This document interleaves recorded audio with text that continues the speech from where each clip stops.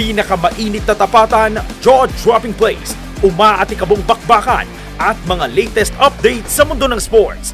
MBC Network News Matchpoint.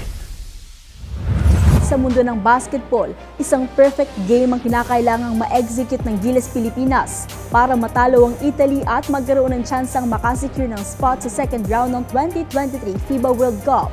Sa kabila ng dalawang sunod na pagkatalo sa kamay ng Dominican Republic at Angola, hindi nawawalan ng pag-asa ang Gilas na makausad sa ikalawang elimination round. Ang laban nito mamaya sa world number 10 na Italy, ang pinakahuling laro para sa group phase ng Group A. Parehong nasa crucial situation ng dalawang kupunan, ngunit mas magiging mabigat ito para sa Gilas dahil bukod sa kailangan nitong matalo ang Italy, kailangang makalamang ito ng 13 points sa final score para habulin ng 14 points na differential ng Italy. Ngunit bukod pa riyan, parehong umaasa ang dalawang kupunan na matalo ang Angola sa kamay ng Dominicans para sa mas malaking tsansa sa second round spot. Sa current Group A standing, nangunguna ang Dominican Republic with 2 wins and 0 loss. Sunod ang Italy with 1 win and 1 loss. Pumangatlo ang Angola na meron ding 1 win and 1 loss. At panghuli ang Gilas na wala pang panalo at nagbabaka sakaling makuha ang una mamayang gabi.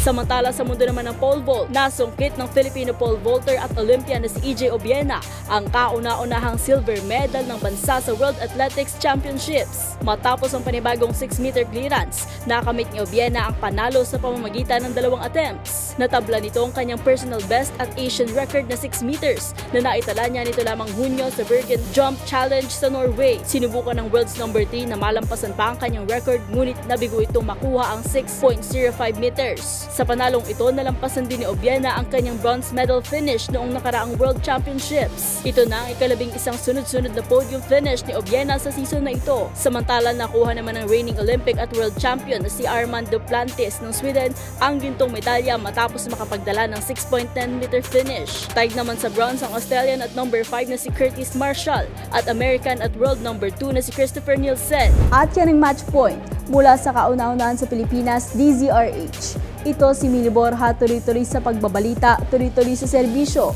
Sama-sama tayo, Pilipino.